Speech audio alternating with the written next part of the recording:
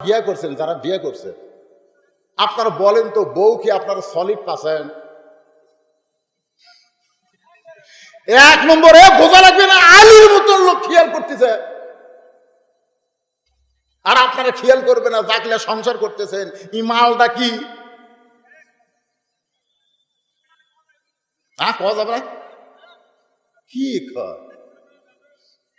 আপনি বউ যদি ভালো না হন, আপনি যতই নামাজ পড়েন কাম হবে না। একজন আল্লাহর ওলি পানিতে যায় নামাজ বিছায় নামাজ পড়ে। একদিন বইয়ের কাছে গল্প করতেছে, আমাকে আল্লাহ এত বুজুর্গি দিছে, যায় নামাজ পানির দিছে, যায় নামাজ নৌকা হয়, সেখানে দাঁড়িয়ে নামাজ পড়ে। বউ বলতেছে ওটা তোমার বুজুর্গি না, এটা আমার বুজুর্গি। স্বামী কয় কি রে 40 বছরে তাহাজ্জুদে নামাজ পড়ি। ঠিক আছে, আগামীকাল পড়ো। পরদিন বউ পায়খানা করছে, কিন্তু ঢিলা কুলুপ লাইনি, খালি পানি খরচ করে আসে, ওই হাত দিয়ে রুটি বানে স্বামীকে দিয়েছে। স্বামী তো আল্লাহ বারিকলানা ফিমা রজাক্তার ওয়াকিন আদা বানা বিচুল্লাহ বারকাতিল্লাহ বলে যত দোয়া আছে সব দোয়া কমপ্লিট করে রুটি খাইয়া কেবল যায় নামাজ বিছাচ্ছে। নৌকা তো দূরের কথা, যায় নামাজে ডুবে যাচ্ছে, এখন উঠতেই পারে।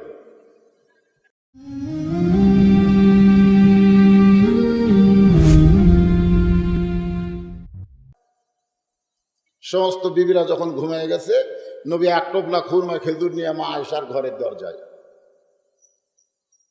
আয়েশা বলে ডাক দিলি, দরজা খুলে দিছে। মা আয়েশা মুসকি মুসকি হাসের বলে রাসূল আমি জানি। আল্লাহ রাসূল বললেন কি জানো? বলে আপনি আমাকেই সবচেয়ে বেশি ভালোবাসেন।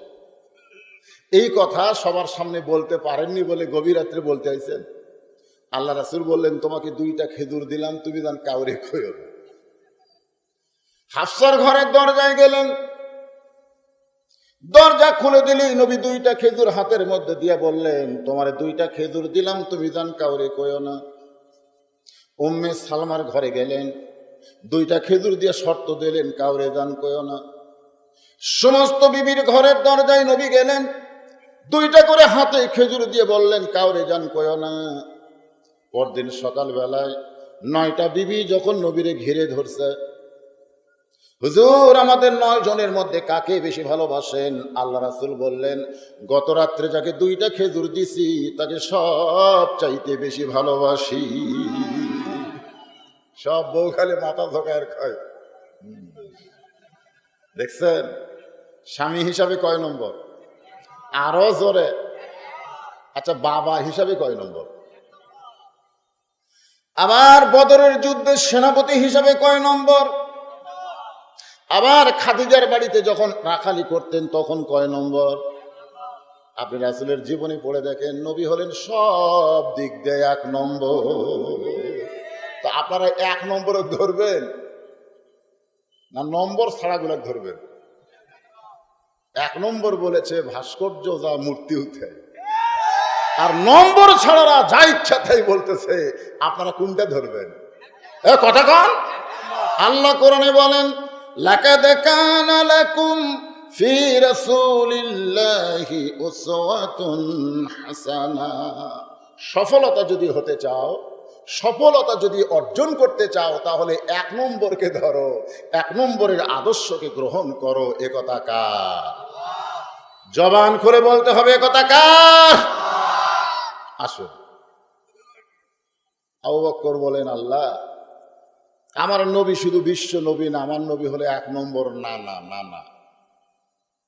এমন সময় নবীর মাদ্রাসার 2 নম্বর ছাত্র হযরত ওমর মসজিদের মধ্যে ঢুকবেন, কিন্তু আবু বকর রাদিয়াল্লাহু দেখেই বললেন ভাই ভিতরে না ঢুকে দরজা কেন জানতে চাই? আবু বকর বললেন ভিতর দিকে তাকাও।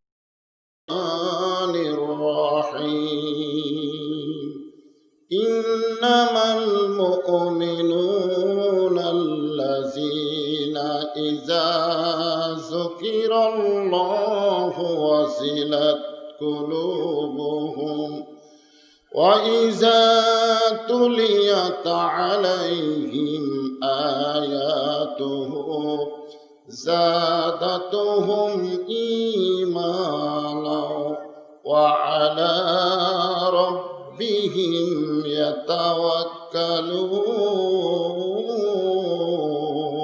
يتوكلون إن الله وملائكته يصلون على النبي يا أيها الذين آمنوا صلوا عليه وسلموا تسليما اللهم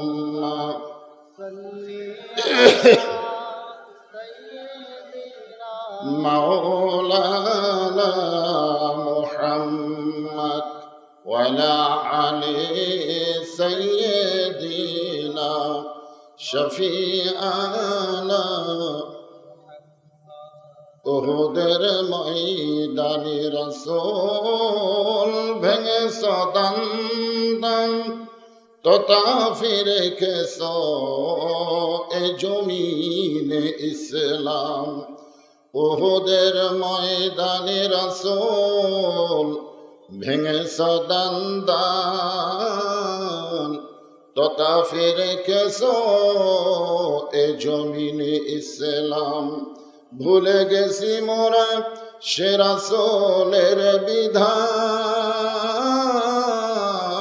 ভুলে গেছি মোরা আল্লাহরই কোরআন নামেতে শুধুই মুসলমান সাল্লাল্লাহু আলা মুহাম্মাদ সাল্লাল্লাহু আলাইহি ওয়াসাল্লাম সাল্লাল্লাহু আলা মুহাম্মাদ সাল্লাল্লাহু মশরিকে হুব্বে মুহাম্মদ সকলে বলি সাল্লাল্লাহু मतलाए दीवानी मतलाए खुर्शीद इश्क़ास सीनाए सुजाने बलगल उला बिकमालिही कशफद दुजा बिजमालिही حسنت جميع خصاله صلوا عليه وآله اللهم آمين জান্নাতের বাগান থেকে জান্নাতি মানুষদেরকে নিয়ে আমি গুনাহগার তোমার রহমতের দরজায় দুখানা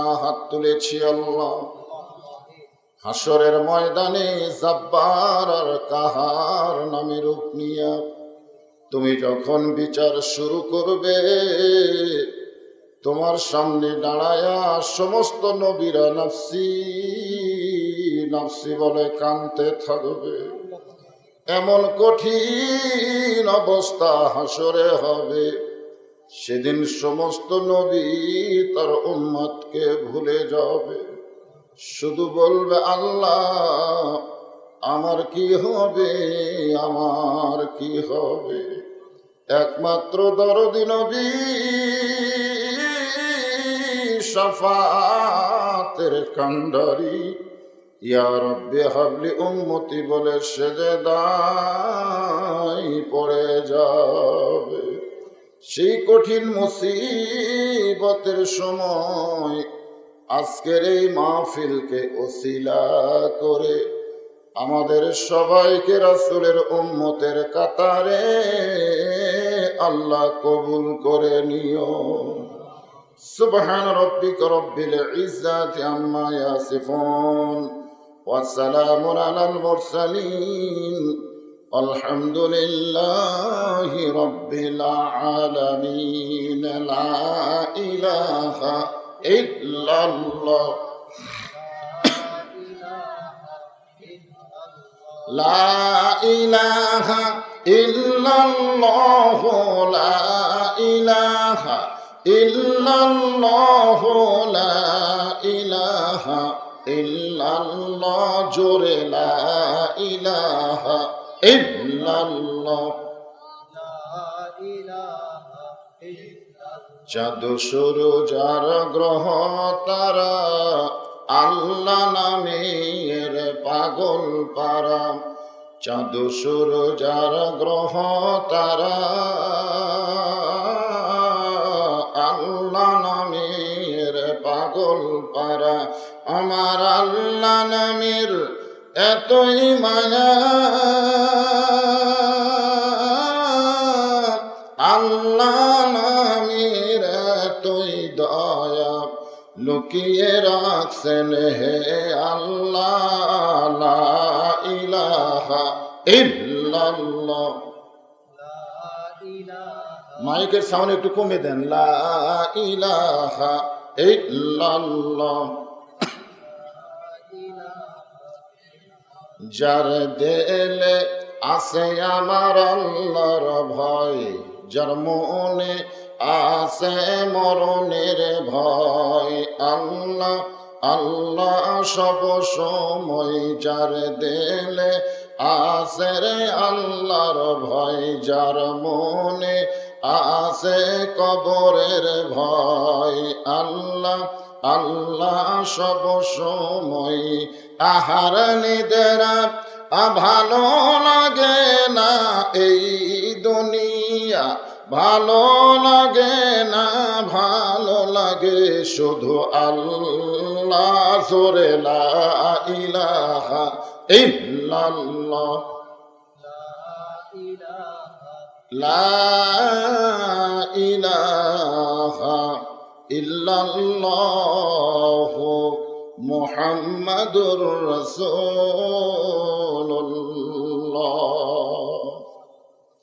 রাসূলের মহব্বতে জবান খুলে সমস্বরে সকলে বলবো সাল্লাল্লাহু আলাইহি ওয়াসাল্লাম।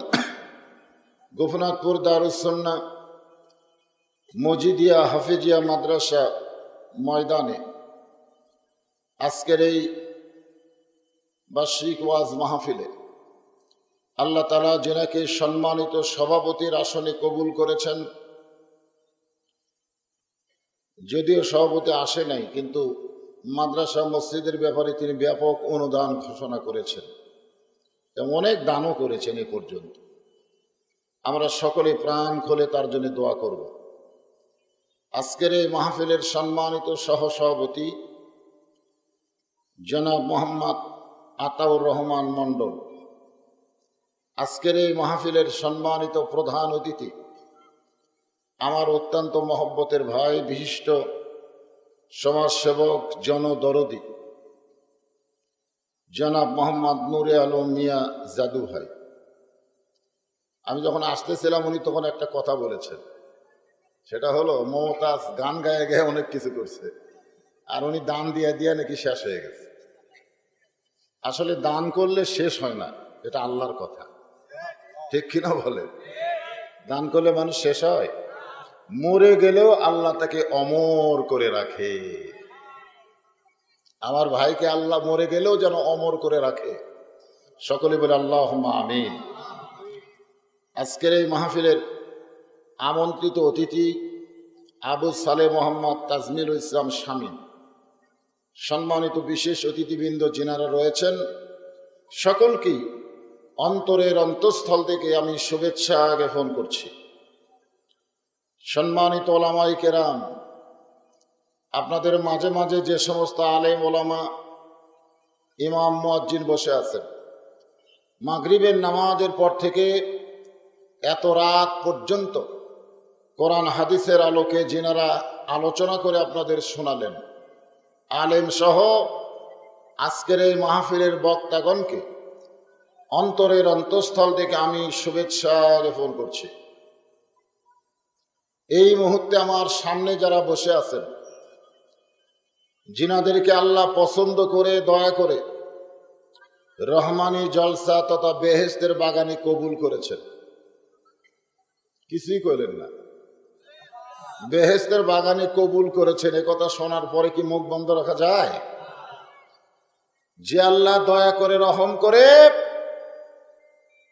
করোনা ভাইরাসের মতন মহামারী থেকে, এ আল্লাহর গজব থেকে আল্লাহ আমাদেরকে হেফাজত করেছেন। আজকের এই মাহফিলে আসবার মতন, বসবার মতন, কোরআন হাদিসের আলোকে আলোচনা শোনার মতন তৌফিক দিয়েছেন। এই সকল আল্লাহর বান্দাদেরকে অন্তরের অন্তঃস্থল থেকে আমি শুভেচ্ছা জ্ঞাপন করছি। সম্মানিত মা বোনেরা, যিনারা পর্দার অন্তরালে বসে কোরআন হাদিসের আলোকে আলোচনা শুনতেছেন, আমি তাদেরকে অন্তরের অন্তঃস্থল থেকে শুভেচ্ছা জ্ঞাপন করে এই মুহূর্তে জানতে চাচ্ছি আপনারা সকলে কেমন আছেন? আলহামদুলিল্লাহি রাব্বিল আলামিন। জি আলহামদুলিল্লাহ। যে আল্লাহ শারীরিক সুস্থতা দান করে এখন পর্যন্ত করোনা ভাইরাস থেকে আমাদেরকে হেফাজত করে আজকের এই জান্নাতের বাগানে কবুল করেছেন, আমরা খুশি না বেজার? তাহলে জবান খুলে সমস্বরে সকলে বলবো রব্বানা লাকাল হামদ হামদান কাসীরান তাইয়িবান মুবারাকান ফিহি। আমরা প্রশংসা করলাম কার? কেন করলাম? ভালো রাখছে। আল্লাহর প্রশংসা করার বহু কারণ আছে, আছে না নাই? তার মধ্যে এক নম্বর কারণ হলো আল্লাহ দয়া করে রহম করে আমাদেরকে মুসলমানদের ঘরে মুসলমান হিসাবে কবুল করেছেন। আপনারা বলেন, কথা বলেন, দুনিয়াতে মানুষ পাঠানোর দায়িত্ব কার? আল্লাহ যদি আমাদেরকে হিন্দুদের ঘরে পাঠাতো, মনে করেন যদি পাঠাতো, আমাদের করার কি আছে? করার কিছু আছে? যদি আল্লাহ ইহুদি বৌদ্ধ খ্রিস্টানদের ঘরে পাঠাতো, তাহলে আমাদের করার কি আছে? কথা বলেন। ইহুদি বৌদ্ধ খ্রিস্টান হিন্দুদের ঘরে না পাঠায়া আল্লাহ আমাদেরকে সরাসরি মুসলমানদের ঘরে পাঠাইছে। এতে প্রমাণ রয়েছে, আমরা এখানে বিশ্বাস করতে পারি আল্লাহ আমাদেরকে দয়া করেছে। দয়া করেন নাই? কারণ আমরা কি জন্মসূত্রে মুসলমান। এই পিছনে হয়েছে করে কারা? ছোট ছোট বাচ্চারা মনে হয় চিল্লাচিল্লি করে। কারণ মাহফিল শুধু করলে হবে না, মাহফিলের পরিবেশ লাগবে, ঠিক কিনা? হ্যাঁ, তো হইচই করলে হয় এত রাত্রে? আপনারা সকলে বসেন। এখানে সরকারের আইন হলো বাড়ি থেকে যখন বের হবেন মাস্ক, যেরকম কি মাস্ক ব্যবহার করতে হবে এবং নিরাপদ স্বাস্থ্যবিধি মেনে বসা লাগবে। এতদিন আমরা বলেছি চাপেন চাপেন, এখন চাপেন চাপেন বললে বক্তার নামে কেস হবে। সরকার কয় নিরাপদ দূরত্ব বজায় রাখেন আর বক্তা কয় চাপেন। এখন যে হারে আপনারা চারিদিকে দাঁড়ায় আছেন আর আপনারা মাঝখানে বসে আছেন, আমি কি বলবো? না, আজ পর্যন্ত কি আপনারা শুনেছেন যে বাড়ির মধ্যে মাস্ক ব্যবহার করেন? এ কথা কি আপনারা শুনেছেন? শোনেন নাই। কারণ সরকারের কাছে বাড়ি হলো নিরাপদ আর বাহির হলো বিপদ। এজন্য তোমরা যখন বাহিরে যাবে তখন তোমরা কি করবা? মাস্ক ব্যবহার করবা। আপনারা বলেন বাড়ি বেশি নিরাপদ না কোরআনের মাহফিল বেশি নিরাপদ? কথা বলেন। তাহলে আমার মনে হয় যতক্ষণ কোরআনের মাহফিলে থাকবেন ততক্ষণ মাস্কও লাগবে না, নিরাপদ দূরত্বেরও দরকার নাই, চাপে চাপা বসা লাগবে। জোরে কোন কথা ঠিক কি না? আর যতক্ষণ মাহফিলে থাকবেন, এখান থেকে যেই বের হবেন মাস্ক ব্যবহার করবেন। কারণ সরকার বলতেছে বাহিরে গেলে, তা আমরাও ভিতরে মাস্ক ব্যবহার করব না, ভিতরে ফাঁক ফাঁকও বসবো না। কথা ঠিক কিনা? কারণ কোরআনের মাহফিল হলো কি? বেহেশতের টুকরা। জোরে কোন সুবহানাল্লাহ। তো বেহেশতের টুকরা মুসলমানের জন্য বিপদ না রহমত? এজন্য কারো সামনে যদি ফাঁকা থাকে, আল্লাহর ওয়াস্তে একটু জমে জমে বসেন। তো এখন যেটা বলতেছিলাম আমি, যে আমরা জন্মসূত্রে কি? আরো জোরে। আচ্ছা, জন্মসূত্রে মুসলমান হওয়ার মধ্যে লাভ কি? লাভ নাই? কোনো লাভ নাই? আছে। আল্লাহ তাআলা আমাদের নবীকে দুনিয়াতে প্রেরণ করেছেন শুধু নবী হিসাবে নয়, শুধু নবী হিসাবে আমাদের নবী আসে নাই। বাবা আদম থেকে ঈসা আলাইহিস সালাম পর্যন্ত যত নবী এসেছে আল্লাহ শুধু নবী করে পাঠাইছে, আর আমাদের নবীকে শুধু নবী করে পাঠাই নাই। সাহাবীরা প্রশ্ন করলো, ইয়া রাসূলুল্লাহ, আল্লাহ আপনাকে কি জন্য প্রেরণ করলো? রাসূল বললেন, মূর্তি ভাঙ্গার জন্য। জোরে কোন, কি ভাঙ্গার জন্য? আবার আল্লাহর নবী বললেন, ইন্নী বুইসতু মুআল্লিমান, আমি শিক্ষক হিসাবে দুনিয়াতে প্রেরিত হয়েছি। জোরে কোন সুবহানাল্লাহ। আমাদের নবী হলেন আমাদের শিক্ষক, শুধু নবী নয়, তিনি হলেন আমাদের ওস্তাদ। আল্লাহ রাসূল বলেছেন, লিউতাম্মিমা মাকারিমাল আখলাক। আখলাক এই চরিত্রটা নবীর যারা আদর্শে আদর্শিত হবে তাদের সবচাইতে চরিত্রটা ভালো হবে। জোরে কোন, কি ভালো হবে? চরিত্র। চরিত্রের সার্টিফিকেটে তারা গোল্ডেন A+ পাবে। সেই নবীর মাদ্রাসার 1 নম্বর ছাত্রের নাম হলো হযরত আবু বকর সিদ্দিক। নবীর মাদ্রাসার 1 নম্বর ছাত্রকে, তিনি মসজিদ নববীর মধ্যে প্রবেশ করবেন, কিন্তু দরজাত গিয়ে তিনি থমকে দাঁড়ালেন। মসজিদের দরজায় গিয়ে তিনি ব্রেক করলেন। ব্রেক করার কারণ হলো ভিতর দিকে তাকায় দেখে আল্লাহর নবী বসে আছেন। শুধু নবী বসে নাই, নবীর 2 উরাতের উপরে নবীর 2টা নাতি বসে খেলা করতেছে। ধরে কোন সুবহানাল্লাহ। ছোট নাতি দাড়ি ধরে টান মারতেছে, আর বড় নাতি মাথার টুপি খুলে ফেলে দিচ্ছে। আবু বকর রাদিয়াল্লাহু তাকায় দেখেন নবী নাতিদ্বয়ের উপরে কোনো বিরক্ত না হয়ে বরং 2 জনকে বুকের মধ্যে নিয়ে আদর করতেছে। হয়তো আবু বকর আসমানের দিকে তাকালেন। জোরে এখন কোন দিকে তাকালেন? যারা প্রকৃত মুসলমান হবে তারা কোন দিকে তাকাবে? কথা কয় না। আমরা আসমানের দিকে তাকাই, আমরা চারিদিকে তাকাই। ওয়াজ করতে আসার সময় বউ আমারে কইছে, দেখে শুনে ওয়াজ করবেন। এখন তো বিপদ, একটু দেখে শুনে ওয়াজ করবেন, দেখে শুনে। তো কি দেখবো? বউ কইছে চারিদিকে দেখবেন। উপর দিকে দেখার কথা কয়নি, কইছে চারিদিকে দেখবেন। আমি বললাম, কি চারিদিকে দেখবো? বলে পুলিশ, র‍্যাব, বর্তমান সরকারের বড় কোনো নেতা মঞ্চে আছে কিনা, এগুলো দেখে যদি দেখেন পুলিশ, র‍্যাব, বর্তমান সরকারের নেতারা মঞ্চে আছে, তাহলে তেল আওয়াজ করবেন, যেন ধরবার না পারে। ধরে কোন, কি করবার না পারে? আমার বউ ভয় করে পুলিশ ধরা, র‍্যাব ধরা, বর্তমান ক্যাডার বাহিনী ধরা, এগুলো ধরা আমার বউ খুব ভয় করে। আমি বউকে বললাম, তুমি যাদেরকে ধরা নিয়ে ভয় করতেছ তারা ছাড়াও আর একজন আছে, তার নাম হলো আজরাইল। ধরে বলেন, তার নাম কি? আমার বউ চমকে বলে, আজরাইল ধরার কথা আমি কোনোদিনও চিন্তা করিনি। আসলে আমরা যারা চারিদিকে দেখি আমাদের ঈমান থাকে না, বেঈমান হয়ে যায়। মুসলমান যারা কোনো দিকে তাকাবে না, তাকাবে আল্লাহর দিকে। জোরে কোন কথা ঠিক? তো আল্লাহ আছে কোথায়? আমরা অনেকে বলি না উপরওয়ালা। আসলে উপরওয়ালা বলবো না, আমরা বলবো আল্লাহ। জোরে বলেন, কি বলবো? কি এক বিরক্ত।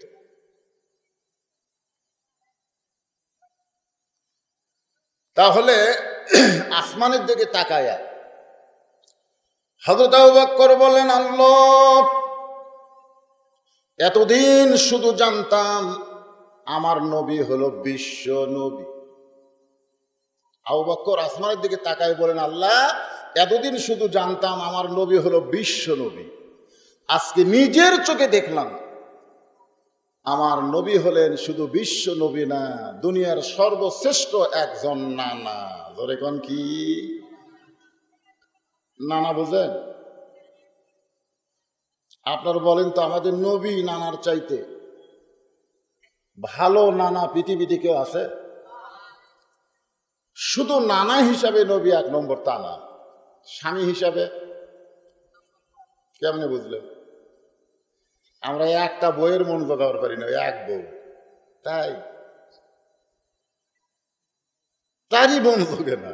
আর নবীর এট এ টাইমে 9টা বউ ছিল, 9 বউ।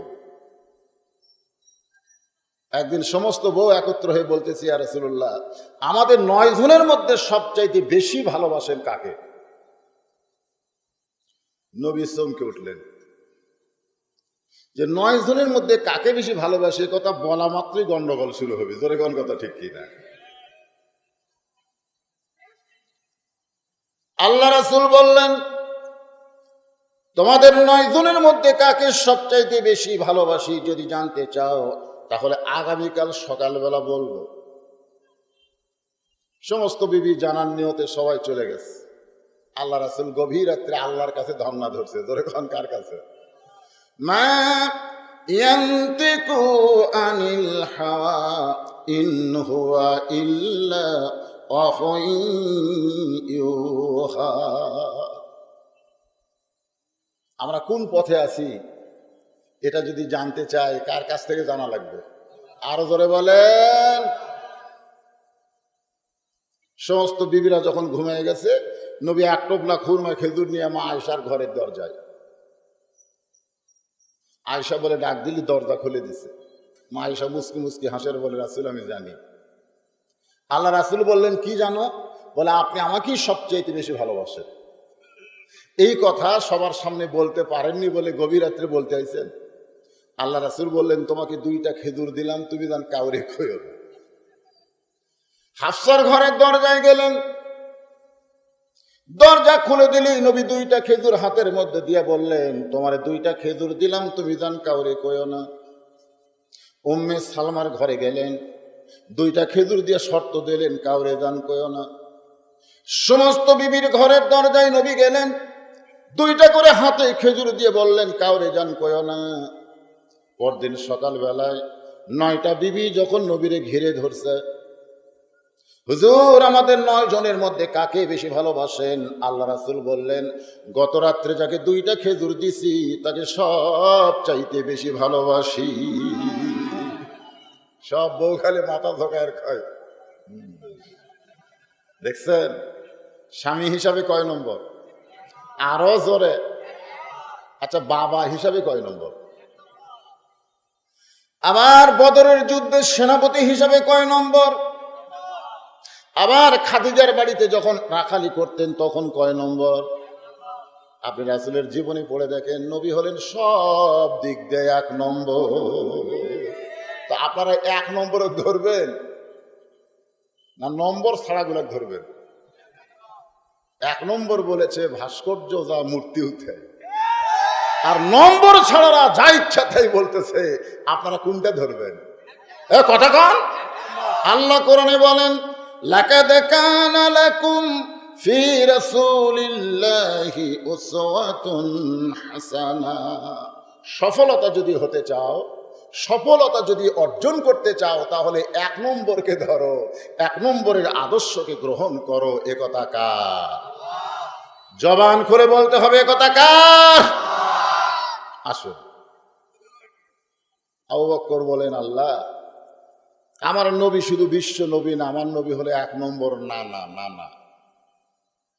এমন সময় নবীর মাদ্রাসার 2 নম্বর ছাত্র হযরত ওমর মসজিদের মধ্যে ঢুকবেন, কিন্তু আবু বকর রাদিয়াল্লাহকে দেখেই বললেন, ভাই ভিতরে না ঢুকে দরজাত কেন জানতে চাই? আবু বকর বললেন, ভিতর দিকে তাকাও। তাকায় চমকে উঠে বলতেছে, আপনি নরম মানুষ, এত গরম হলেন কেন জানতে চাই? আল্লাহ রাসূল বলেছেন আমার 4 জন সাহাবী 1 নম্বর। 4 জন সাহাবী 1 নম্বর। সাহাবীরা বলে, হুজুর 4 জন কেমনি 1 নম্বর হয়? আল্লাহ নবী বললেন, নরমে 1 নম্বর আবু বকর, গরমে 1 নম্বর ওমর, সম্পদে 1 নম্বর ওসমান, আর জ্ঞানী 1 নম্বর আলী। রাসূল বলেছে নরমে 1 নম্বর কে? আবু বকর আঙ্গুল তুলে বলে, ওমর যেই কথা একবার বলেছো দ্বিতীয়বার বলো না। ওমর ফারুক চমকে গিয়া বলে, আপনি নরম মানুষ, গরম হলেন কেন? এখানে আমাদের একটা শিক্ষা নেওয়া লাগবে। 1 নম্বর ছাত্র হযরত ওমরকে বলতেছে সবসময় নরম থাকা জায়েজ নাই, মাঝে মধ্যে নরমকেও গরম হতে হয়। বর্তমানে বাংলাদেশের যে পরিবেশ চলতেছে, মুসলমানকে আর নরম হয়ে থাকার সুযোগ নাই, সবাইকে গরম হতে হবে। জোরে কোন কথা ঠিক? বহুদিন আমরা নরম হয়েছিলাম, সব সময় থাকা চলবে না। আপনি সব সময় নরম হয়ে থাকলে আপনার বাড়িতে বাংলাদেশের চ্যানেল বন্ধ হবে, ভারতের চ্যানেল চালু হবে। জোরে কোন কথা ঠিক কিনা? বিশ্বাস না করেন বাড়ির যে দেখেন, আপনি ঈশান নামাজ পড়ে বাড়ির যে দেখেন, আপনার ঘরের ভিতর থেকে হিন্দু করে পূজার বাদ্য লো করে বাঁচতেছে। কারণ কি? মুসলমানের ঘরে আজকে রাস্তায় ভাস্কর্য দিলে আমরা ফতুয়া মারতে দিই, ভাস্কর্য ভাঙতে হবে। ঠিক কিনা বলে? কিন্তু আমার ঘরের ভিতর পূজার বাদ্য বাজতেছে, এইটা কি করা লাগবে? এটা কিছু করার দরকার আছে না? নাই। যখন আপনার বউ স্টার জলসা জি বাংলা দেখে, তখন ভারতের হিন্দুদের নাটক হয় কি হয় না? আর প্রত্যেকটা নাটকের মধ্যে হিন্দুদের পূজা আছে না নাই? ওই সময় নরম থাকলে ঈমান থাকবে না। আপনি ফজরের নামাজ পড়বেন সামনে কাতারে, আর আপনার বেটা ল্যাব গরম করবে। হ্যাঁ, নামাজ শেষ করে বলতেছেন রব্বানা জালামনা, ফেরেশতাকে আল্লাহ নামাজের রেজাল্ট কি কয়? কবুল হলো না। ফেরেশতাকে আল্লাহ, এই শীতের দিনে মুরব্বী মানুষ সামনে কাতারে নামাজ পড়ে, তারপরে কবুল হয় না। আল্লাহ বলতেছেন কু আনফুসাকুম ওয়া আহলিকুম নার, জাহান্নামের আগুন থেকে বাঁচতে চাইলে বাবা একলা বাঁচলে হবে না, সন্তানদের নিয়ে আহালদের নিয়ে বাঁচা লাগবে। জোরে কোন কথা ঠিক কিনা? তাহলে আপনি যদি জান্নাতে যাবার চান, আপনি নামাজ পড়া তো কাম হচ্ছে না, তাহলে একটু গরম হওয়ার দরকার আছে না নাই? একটু গরম হন। চারিদিকে সমস্ত মুসলমান আজান হয়ে গেছে, মসজিদে রওনা দিল, আর যারা আজান শোনার পরে মসজিদে রওনা দেয় না, এরা কি মুসলমান? বাইনাল আবদি ওয়াল কুফরি তরকুস সালাত, বান্দার কাফেরের মধ্যে পৃথক করার জিনিসটার নামই হলো নামাজ। আপনার ছেলের দরজাত গেছেন আপনি কোনোদিন? কোনোদিন গেছেন? একটু গরম হন, দরজাত গিয়ে বলেন এই শয়তান, আসসালাতু খায়রুম মিনান নাওম, কি তোর কানে ঢোকে নাই?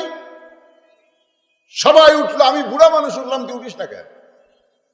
ছেলে কাঁপতে কাঁপতে দরজা খুলে বলছে বাবা এত গরম কেন? বলে মাঝে মধ্যে গরম হওয়া লাগবে, উজু কর। ছেলের উজু করায় মসজিদের গিয়ে যখন কাতারবদ্ধ হয়ে নামাজ পড়ে, ফেরেশতা বলে আল্লাহ নামাজের রেজাল্ট কি? আল্লাহ কয় বাপ বেটা দুটাই জান্নাতি। তাহলে মাঝে মধ্যে গরম হওয়ার দরকার আছে না নাই? জোরে কোন আছে না নাই? আছে। আবু বকর বললেন ওমর, সব সময় নরম থাকা চলবে না, মাঝে মধ্যে নরম কেউ গরম হতে হয়। ৭১ গরম হয়ে পাকিস্তানকে আমরা বাংলাদেশ থেকে খেদাইছি।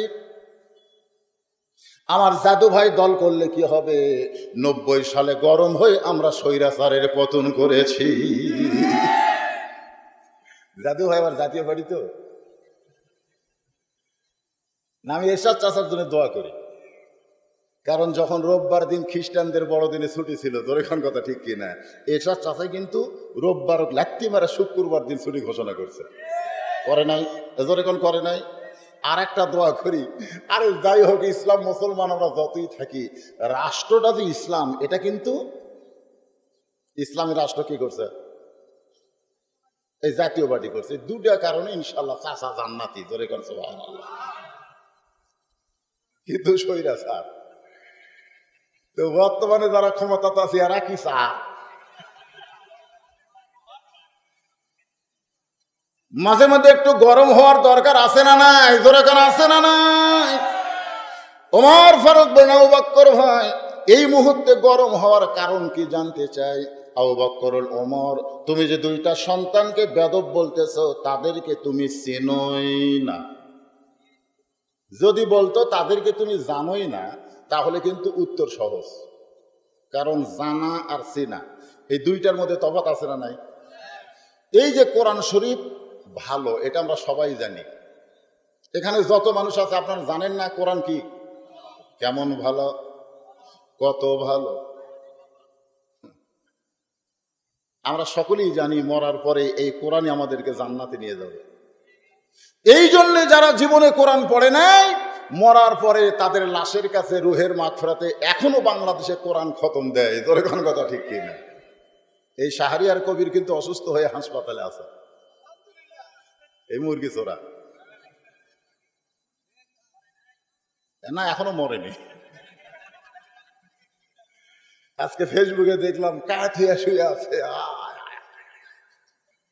এই শয়তান তাবাকের বিরুদ্ধে কথা কয়, আর ওই কি পরে মরিয়া দেখুক, তারপরে বুঝুক। বাংলাদেশের কোন আলেম কোন নাস্তিকের জন্য দোয়া করতে পারে না, জানাজা করতে পারে না। জোরে বলেন কথা ঠিক কি না? হ্যাঁ, তারপরেও আছে ওই জিয়াউল হাসানের মতো কিছু আছে না নাই? জোরে কোন কাবা শরীফকে বানাতে ভাস্কর্য, শালা শয়তান। 90% মুসলমানের দেশে আল্লাহর ঘর কাবাকে ভাস্কর্য বলে, এই কথা পৃথিবীর কোন ইহুদি খ্রিস্টান বলে নাই। জোরে কোন কথা ঠিক? হায় হায় হায়, কি ওয়াজ করবে? মাগরিব থেকে 10:30 পর্যন্ত গরম হয়নি, এখন 10:30টার পর টেজে আইসি, আপনাকে তার নরম করে ছেড়ে দেওয়া যাবে না। কথা কন ঠিক কিনা? আল্লাহর কোরআন কি ঘুমন্ত মানুষের জন্যই না চেতন মানুষের জন্য? একটু চেতনার সাথে ওয়াজ শুনবেন। ইন্নামাল মুমিনুনা আল্লাযীনা ইযা যুকিরাল্লাহু ওয়াজিলাত কুলুবুহুম ওয়া ইযা তুলিয়াত আলাইহিম আয়াতুহু যাদাতুহুম ঈমানা ওয়া আলা রাব্বিহিম ইয়াতাওয়াক্কালুন।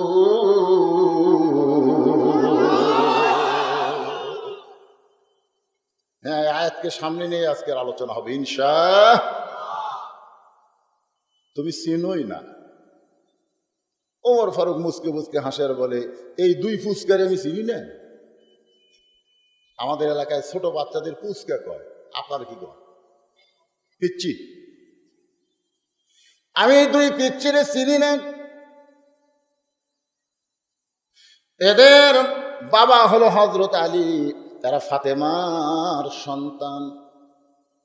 আমি এই 2 জনকে কেন চিনব না? এরা হলো আলী আর ফাতেমার সন্তান। আলী আর ফাতেমা। এখানে আপনারা কি বুঝলেন? যদি বলতো এই 2 জন আলীর সন্তান, তাহলে কিন্তু এখানে মা বাদ যেত। এখন পর্যন্ত আমাকে কেউ বলেনি তোমার মায়ের নাম কি। এই যে এত বড় হলো, কেউ সবাই কয় তোমার বাপের নাম কি? এই তুমি কার ছেলে রে? তোমার বাপের নাম কি?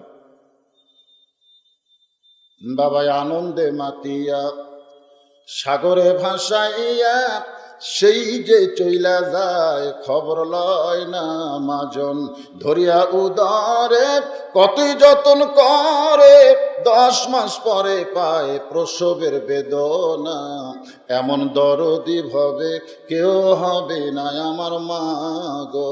ইমাম গাজ্জালি বলেন, রে দুনিয়ার মানুষেরা, তোমরা কি জানো মেয়েদের যুবতী অবস্থায় প্রতি মাসে 3 দিন 5 দিন 7 দিন একটা করে অসুখ হয়। এই অসুখ যখন হবে তখন নামাজ রোজা কিছুই তাদের জন্য করা যাবে না।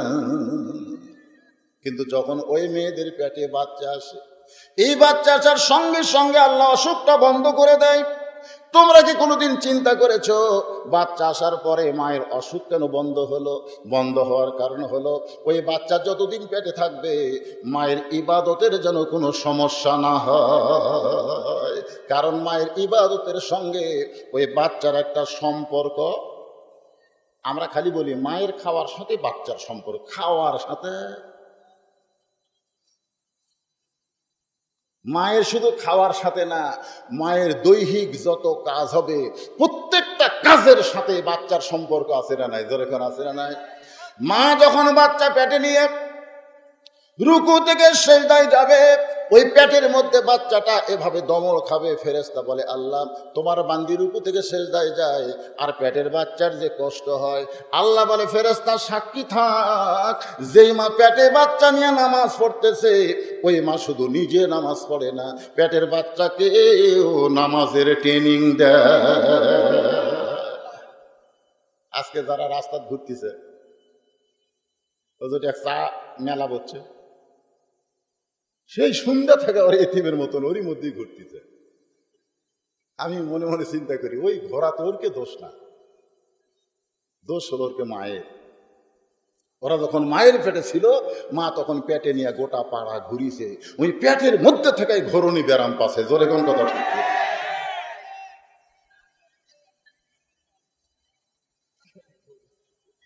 এরকম আছে না? না জোরে করে আছে না? হ্যাঁ, কোরআনের মাহফিলে বসে না, বাহিরে ঘোরে। মুসলমানের বাচ্চা, রাত 11টা বেজে গেল, এত রাত্রে কোরআনের মাহফিল দিয়ে রাস্তায় ঘোরা হলো চোর ডাকাতের লক্ষণ। জোরে কোন কথা ঠিক কি না? ভালো মানুষের বাচ্চারা হয় ঘুমাবে, না হয় কোরআনের মাহফিলে বসবে, মাঝখানে থাকবে না। আমার ওয়াজের এক ক্যাসেটে আছে, হয় তুমি পুরুষ হও, না হয় তুমি নারী হও। পুরুষ হলে কোরআনের মাহফিলের সামনে বসো, নারী হলে পর্দার ভিতরে যা বসো, কিন্তু হিজড়া হয়ে রাস্তার ঘোরা ভালো না। ধরে কোন কথা ঠিক কিনা? যে কোনো একটা হও, লাভ আছে। উপরে থাকলেও লাভ, নিচে থাকলেও লাভ। ধরে কোন কথা ঠিক? কথা কর না কেন?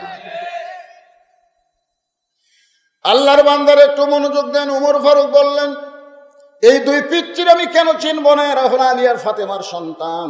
আবু বকর বলে, ওমর, শুধু আলী ফাতেমার সন্তান বললে হবে না, এদের আরো পরিচয় আছে। ওমর ফারুক বললেন, এদের আর কি পরিচয়? আবু বকর বললেন, ওমর, এখন তুমি উত্তর দিবে, কত বছর বয়সে ঈমান গ্রহণ করেছ? ওমর ফারুক বললেন, 27 বছর বয়সে। আবু বকর বললেন, আমি 35 বছর বয়সে ঈমান গ্রহণ করেছি। এখন বলো তো ওমর, ঈমান গ্রহণ করার আগে তুমি কি ছিলে? ওমর ফারুক বলে, আমি কাফের ছিলাম।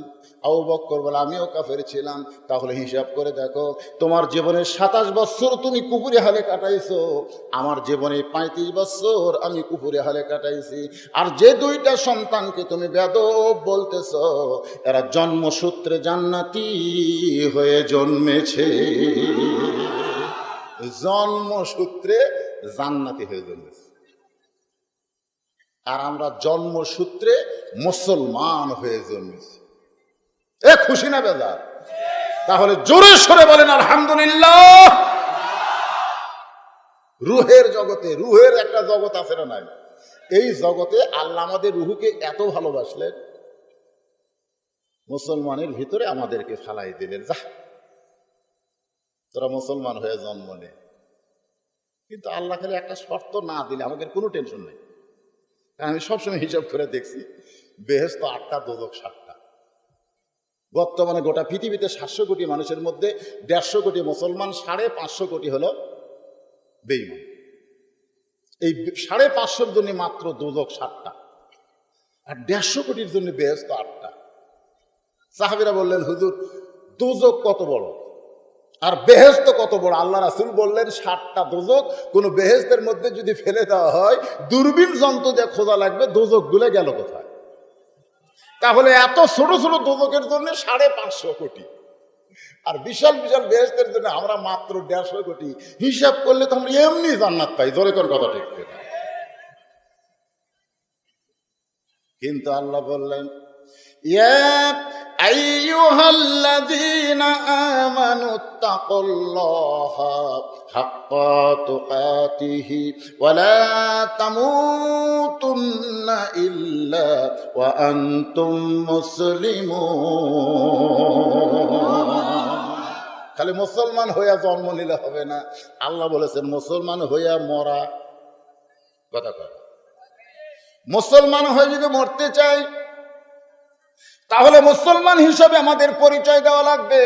আমাদের জাতির পিতা বললেন, মিল্লাতা আবিকুম ইব্রাহিম হুয়া সাম্মাকুমুল মুসলিমিন। আমাদের জাতির পিতার নাম কি? আর আমাদের নাম কি? আরো কথা কন না কেন? যারা বলতেছেন না, ফেরেশতা আছে না নাই? ফেরেশতা বলবে, আল্লাহ, কিছু কিছু লোক মুসলমান কয় আর কিছু কিছু লোক নাশা থাকে, ব্যাপার কি? আল্লাহ বলতেছে, এরা হলো মুসলমানের মধ্যে মুনাফিক রে। এরা মুনাফিক, এরা জবান খুলবি না। এদের গোটা বাংলাদেশ মূর্তি দিয়ে ভরে দিল, এরা জবান খুলবি না। জোরে কোন কথা ঠিক না? ওরে মাশার উপর চা স্টলে খালি চা খাবি আর বলবি, কথা বলা যাবি না, কথা বললি বিপদ। আল্লাহ কয় মুনাফিকের গোষ্ঠী, তুই কথা কেন বলবি, তোর কথা বলার দরকার না। মুনাফিকের গোষ্ঠী কথা কবেন, যত পাপী হন না কেন কথা কর, এই কথাই আপনাকে জান্নাতের দরজায় পৌঁছে দিবে। খালি কথা না করার জন্য খাড়া হয়ে পেশাব করতেছে, খালি কথা না কর। একটা ছেলে নানায় পেশাব করে, আপনি কিছুই বলা লাগবে না, খালি পিছনে যায় সাইজ মতো, খালি পিছনে যায় নাউযুবিল্লাহ, উনি এত জোরে সেন্টান দিয়ে চামড়া আটকে দেবে, জোরে কোন কথা ঠিক কি না, কিন্তু এই নাউযুবিল্লাহটা যে কয় না। এই কথা না বলার জন্য আপনার ছেলে এমন ফুল প্যান্ট পড়ছে যে বসে থেকে পেশাব করে পারে না, জোরে কোন কথা ঠিক কি না। কথা কইছেন কোনদিন যে 3 মাসের বাচ্চা পেশাব করলে পিয়া পিয়া করে কান্দে, মা দৌড়ে এসে নতুন একটা কাপড়, শুকনো একটা কাপড় বাচ্চার তলে দিয়ে ওই পেশাবের জায়গা মুছে দেয়। কেন মুছে দেয়? পেশাবের একটা কান্ডি আছে, অসুখ হবে, এই জন্য পেশাবের কাপড় ফেলে দেয় আর একটা ভালো কাপড় দেয়, দেয় কি দেয় না? পেশাব যে জায়গা ধরে তাকে মুছে দেয়। কিন্তু আপনার 21 বছরের বাচ্চা টাইট ফুল প্যান্ট পরার কারণে খাড়া হয়ে পেশাব করলো, পেশাব করার পরে পেশাব তো পুরোপুরি নিয়ে নিল না, যে সেন্ট আনলো টপ টপ টপ টপ করে পেশাব দিয়ে ওই জায়গা ভিজে গেল। ওর ভিজিয়া কাপড় কে টান দিবি রে? কে টান দিবে? এই ভিজা কাপড় পেশাবের জায়গা থাকার কারণে ওই জায়গা এক সময় শুকে যাবে, শুকে যাওয়ার পর জার পয়দা হবে, জার জীবাণু পয়দা হবে, ওইটা পেশাবের আগা দিয়ে ঢুকে ভিতরে রথ গুলা কাটা দিবে, আগা মোটা গোড়া চিকন হবে, বেটার বউ অন্য বাড়িতে ওভার ডিউটি মারবে, ধরে কোন কথা ঠিক না। খালি কথা না করার কারণে, কথা কবেন না, খালি কথা না বলার কারণে আপনার মেয়ে পেটিকোটের মতন প্লাজো পায়জামা বানাচ্ছে, ধরে কোন কথা ঠিক না। হঠাৎ এইরকম টাকনির উপর পরে হাইহিল পরে কিলকিল করে, খালি কথা না বলার কারণে মেয়েদের টাকনো ঢাকা ফরজ, পুরুষের টাকনো বের করা ওয়াজিব, জোরে ফরজ, জোরে কোন কথা ঠিক কিনা। আজকে ছেলেরাই টাকনো ঢাকে আর মেয়েরা টাকনো বের করা থাকে, খালি কথা না বলার কারণে। কথা কন না গায়ে, রাত 10:30টায় তুলে দিবে, ঘুম পাড়বেন আর আমি হোবার ভাইয়ের কিচ্ছা করে দেবো। আপনারা কথা কবেন, ওয়াজ হবি, কথা বন্ধ, ওয়াজ বন্ধ। কি ভাই কথা কর দরকার আছে নাই, মুরব্বী তো একবার মুখ ব্যান্ডা ছোটেন কে বা খোলেন বারে দেখি, আপনার চেহারাটা দেখি তো, ঢপটা দেখি বা এই বুড়া মানুষে করে সব মরার ভয় ঢুকছে ভাই, আর করোনা বেসা বেসায় বুড়া করে গিয়ে ধরতেছে।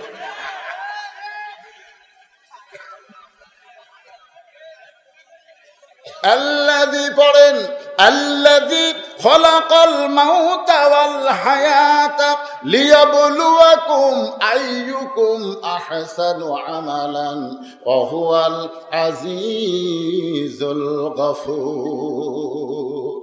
মৃত্যু আর হায়াতকে সৃষ্টি করেছেন কে? করোনা কোনো মানুষকে মারতে পারে? আরো জোরে, আল্লাহ যদি মারে দুনিয়ার কোনো ডাক্তারও বাঁচতে পারে, আর আল্লাহ যদি বাঁচায় দুনিয়ার কোনো রোগীও মরতে পারে না।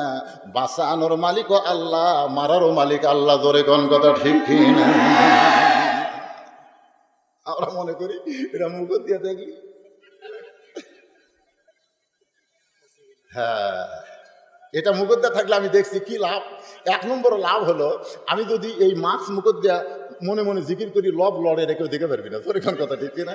2 নম্বর লাভ হলো, আমার নাকের মধ্যে ধুলাবালি ঢুকবে না, এই জন্য মাস্ক ব্যবহার করা ভালো। কিন্তু করোনার ভয় না, করোনার ভয় না, কারণ আমরা ভয় করবো কার? আরো জোরে, জোরসে বলুন। বর্তমান সরকার আমি ধন্যবাদ দেই, এই জন্যই ধন্যবাদ দিব, যদি করোনা না মাস্ক না পড়লে আপনি 300 টাকা জরিমানা করেন, আপনি মুসলমান হলে তাহলে আপনাকে উচিত হবে নামাজ না পড়লে 500 টাকা জরিমানা। কারণ করোনা মানুষের জীবনের ক্ষতি করে, আর নামাজ না পড়লে মানুষের ঈমান থাকে না। মুসলমানের কাছে জীবনের কোনো দাম নাই, মুসলমানের কাছে ঈমানের দাম রয়েছে। আমি যতই চেষ্টা করি না কেন, আমার জীবনকে আমি বাঁচাবার পারবো না, কিন্তু আমি চেষ্টা করলে আমার ইমানকে আমি বাঁচাবার পারবো। জোরে কোন কথা ঠিক কি না? আসো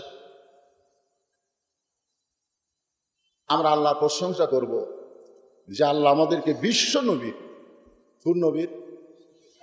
বিশ্ব নবীর উম্মত হিসাবে কবুল করেছে।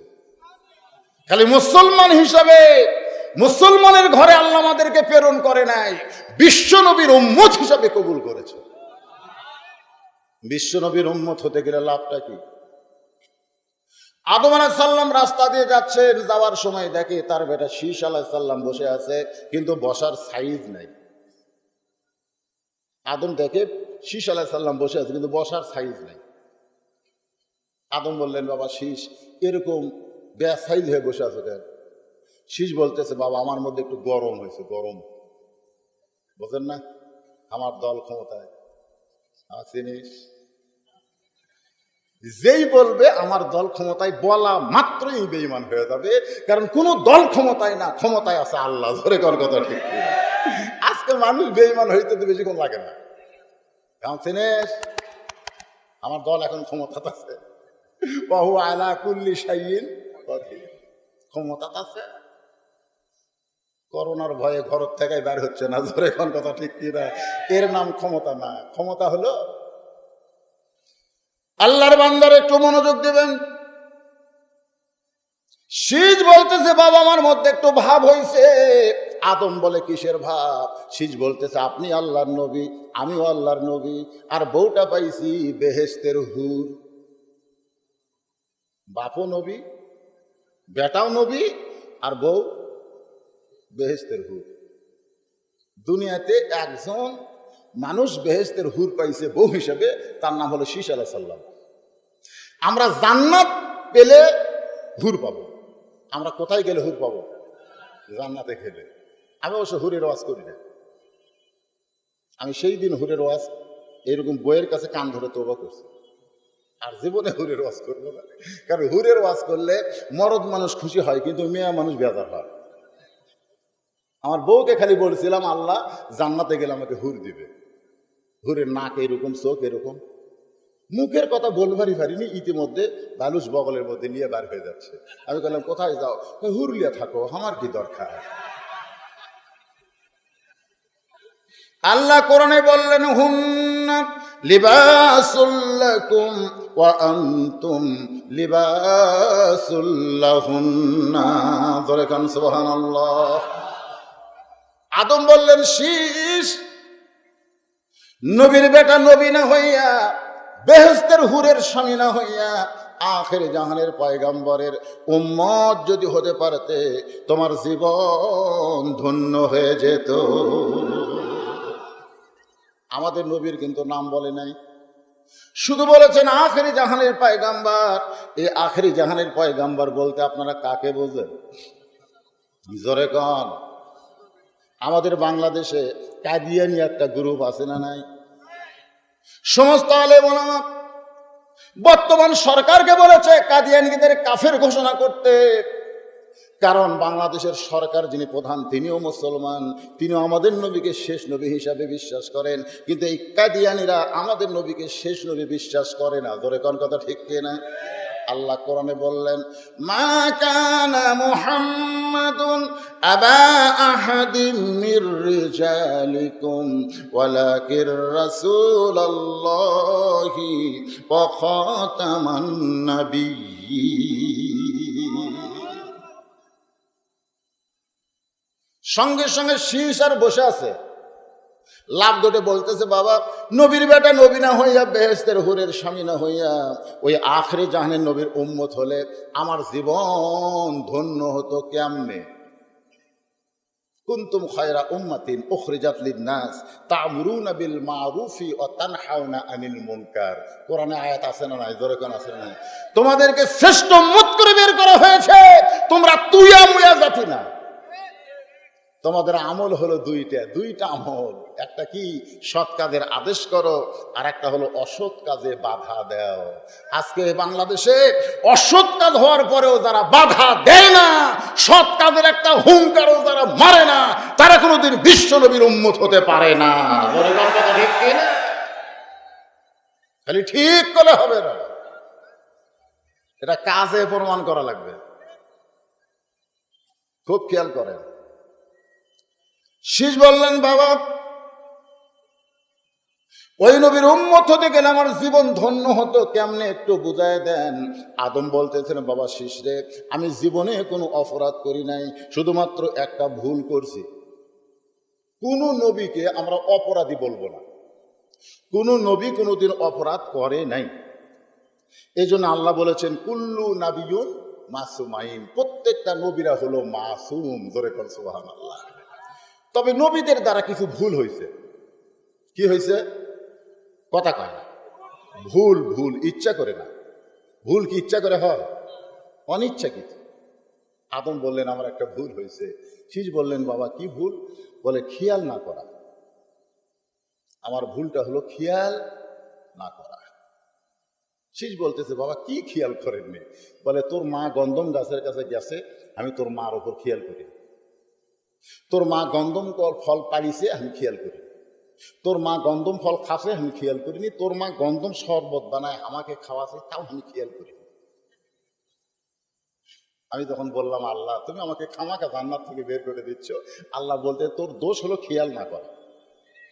তুই বিয়ে করবি আর বইয়ের উপর খেয়াল করবি না। আপনারা বলেন তো, আমরা যে বিয়ে করছি আমাকে বইয়ের উপর খেয়াল করার দরকার আছে না নাই? এ কথা কন না কেন? আছে না নাই? খেয়াল করেন আপনারা? শুধু নিজের বইয়ের উপর যদি খেয়াল করেন। হযরত আলী বলতেছেন, গভীর রাত্রে ঘুম থেকে চেতন পাইছি, চেতন পাওয়ার পরে দেখি আমার বউ ফাতেমা আমার কাছে নাই। এই খেয়াল কারে কয় বোঝানোর জন্য বলতেছি, একটু মনোযোগ দেন। গভীর রাত্রে আমি ঘুম থেকে চেতন পাইছি, খেয়াল করে দেখি আমার বউ ফাতেমা আমার কাছে নাই। আমি চমকে গেলাম, এত রাত্রে ফাতেমা গেল কোন জায়গায়? তাকায় দেখি ঘরের দরজা খোলা। আমি আলী চমকে গেলাম, এত রাত্রে দরজা ঘরের খোলা, দেখি ফাতেমা কোন জায়গায়? দরজায় গিয়ে তাকায় দেখি মরুভূমির ভিতরে অন্ধকারে ফাতেমা চাদর পরে খুব জোরে জোরে হাঁটতেছে। মরুভূমির ভিতরে তাকায় দিকে অন্ধকারে ফাতেমা চাদর পরেছে, অন্ধকারে আবার চাদর। মায়েরা, খালি বোরকা পরলে হবে না মা, বোরকাটা চাদরের মতন হওয়া লাগবে। জোরে কোন কথা ঠিক কিনা? এখন এমন বোরকা পড়তেছে, বোরকার জন্য মানুষ তিনবার তাকায়, এটা কি রে, কি রে, এটা কি রে? আর এত টাইট ফিটিং বোরকা, দাঁড়া টাকা ভিতরে সব খবর বোঝা যায়, কোন মাল কুটি আছে এটা সব বোঝা যায়। এটা বোরকা হতে পারে, কিন্তু এটা পর্দা নয়। জোরে কর কথা ঠিক কিনা? আল্লাহ কোরআনে আইন করলেন, ওয়াকরনা ফি বুয়ুতিকুন্না ওয়ালা তাবাররাজনা তাবাররুজাল জাহিলিয়াতিল উলা। আপনার বইয়ের কথা বলতেছি, আপনার বইয়ের কথা বলতেছি। আপনার বইয়ের দিকে আপনার খেয়াল করার দরকার আছে না নাই? হযরত আলী চমকে গেলেন। এই গভীর রাত্রে ফাতেমা রাতের অন্ধকারে কালো চাদর উপরে কোথায় যায়? আমাকে একটু তদন্ত করা দরকার। নিরাপদ দূরত্ব বজায় রেখে পেছনে পেছনে হাঁটতেছে। আল্লাহর নবী যেই ঘরে ঘুমায়, ওই ঘরের জানলার পাশে ফাতেমা দাঁড়াইছে। বাবা যে ঘরে ঘুমায়, ওই বাবার ঘরের জানলার পাশে। হযরত আলী মনে মনে চিন্তা করে, আমার বিরুদ্ধে হয়তো কিছু নবীকে বলতে আইছে, আমার বিরুদ্ধে মেয়ে তার বাবাকে কিছু বলতে চায়, দেখি কি বলে। আমি নিজের কানে শুনতে চাই নাই, আমি আমার বাবার ঘরের জানলা। সুবহানাল্লাহ বলবেন না? কত বড় গুরুত্বপূর্ণ কথা। আমি কোনো হুজুরের কাছে আসি নাই। আপনি কি মনে করেন আমার নবী খালি নবী ছিল না বাবা ছিল? কেমন বাবা ছিল? আমরা হুজুররা আমরাও তো বাবা রে বাবা। একটা বক্তার বেটা ভালো নাই। আমার এলাকার যতগুলো বক্তা, সবগুলো বক্তার বেটা হতো সেই রকম। মানে বাপ খালি মোটা মোটা ট্যাগ আমার করে বাড়িতে, ওরা খালি উড়ে। হ্যাঁ হুজুর, হুজুর গোটা বাংলাদেশ বেড়ে বেড়া খাও। আল্লাহ নবী কেমন বাবা ছিলেন? ফাতেমা জানলার কাছে গভীর রাত্রে বলতেছে, আমি কোনো নবীর কাছে আসি নাই, আমি আমার বাবার ঘরের জানলায়, মেহেরবানি করে একটু ঘরের দরজা খুলে দেন। সঙ্গে সঙ্গে নবী আমার ঘরের দরজা খুলে দেয়। যেই মাত্র নবী দরজা খুলেছে, ফাতেমা ঘরের ভিতরে ঢুকলো। হযরত আলী দৌড়ে সে জানলার কাছে কান লাগাইছে। ঘরের মধ্যে বাপ মেয়ের ভিতরে কি গল্প হয়। আল্লাহ নবী বললেন, ফাতেমা তুই একা একা কেন ঘরে ঢুকলি মা? আলীকেও ঘরের মধ্যে নিয়া সরাল্লাহ বলে। হযরত আলী জানলার কাছে চমকে উঠছে। যেই বলছে তুই একা একা ঘরের মধ্যে কেন ঢুকলি মা, আলীকেও ঘরের মধ্যে নিয়ে আয়। হযরত আলী চমকে উঠছে, আমি যে জানলার কাছে, এটা নবী জানলো কেমনে রে? আমাদের নবী কিছুই, একদল বাংলাদেশে আছে বলে নবী কিছুই জানে না। আমার আল্লাহ নবী সব কিছু জানে। রাসূল বলেছেন কিয়ামত পর্যন্ত কি কি হবে আমি আল্লাহর হস্তে সব বলতে পারবো, তবে কিয়ামত কবে হবে আমি বলতে পারলেও আল্লাহ আমাকে নিষেধ করেছে। হাদিসটা এরকম, আমি রাসূল কিছুই জানি না, আবার আমি যা জানি তোমরা তা জানো না। আমি রাসূল কিছুই জানি না, তবে আমি যা জানি তোমরা তা জানো না। কারণ দুনিয়ার সবার আগে আল্লাহ আমি নবীকে জানাই, আর আমি নবীর মাধ্যমে দুনিয়ার সবাই জানতে পায়। সুবহানাল্লাহ কর না কেন? আল্লাহর বান্দারা, হযরত আলী জানলার কাছে চমকে উঠছে, আর ফাতেমা বলতেছে, বাবা আপনার জামাই তো আসতে পারবে না। নবী বললেন, কেন আসতে পারবা না? বলে আসবে কেমনে? আমি যখন আপনার কাছে এসেছি তখন আপনার জামাই হাসান হোসেনের বাবা ঘুমের মধ্যে আছে। ও বাবা, একজন ঘুমন্ত মানুষকে আমি চেতন করাকে কষ্ট মনে করলাম, একজন ঘুমের মানুষকে চেতন করা আমি কষ্ট মনে করলাম, এই জন্য স্বামীকে ঘুমের মধ্যে রাইকা আমি একা একা আপনার ঘরে ঢুকছি। বাবা, আল্লাহ রাসূল বললেন, ফাতেমা যদি আলী চেতন পায়, নবী কেমন বাবা ছিলেন একটু মনোযোগ দিয়ে শোনেন। নবী বললেন, যদি আলী চেতন পায়, আর চেতন পাওয়ার পরে যদি দেখে তুমি নাই, তাহলে বলো তো সন্দেহ করবে কিনা? আসলেই তো তাই। যদি আলী চেতন পায়, আর চেতন পাওয়ার পরে যদি বউকে না দেখতে পায়, তাহলে সন্দেহ করবে। ফাতেমা চোখের পানি নিয়ে বলে, বাবা আপনি আমার স্বামীকে চেনেন না, আমার স্বামীকে আপনি চেনেন না। আমার স্বামী যদি চেতন পায় কোনোদিন আমার ব্যাপারে সন্দেহ করবে না। তাহলে জানলার কাছে কান্দার মনে মনে কয়, তুমি ফাতেমা বলতেছ তোমার স্বামী সন্দেহ করবে না, আর আমি তোমার প্রতি এমন খেয়াল করেছি যে খেয়াল করার কারণে সন্দেহে জানলার পাশে দাঁড়ায়া গেছি। একটু খেয়াল করার দরকার আছে, যেরকম আছে না নাই? হযরত আশ্চর্য হয়ে গেলেন, খেয়াল করতেছেন ঘরের প্রতি। বাবা আপনি একটু ঘরে বাতি জ্বালান। আল্লাহ রাসূল বলে, ফাতেমা কি বলবি বল, ঘরে বাতি জ্বালান লাগবে না। ফাতেমা বললেন, বাবা এতদিন শুধু বলেছি কিন্তু কাম হয় নাই, আজকে একটু আপনাকে দেখাবার চাই। আপনি শুনেছেন কিন্তু খেয়াল করেন নাই, আজকে বাতি জ্বালান, আমি আপনাকে একটু দেখাবার চাই।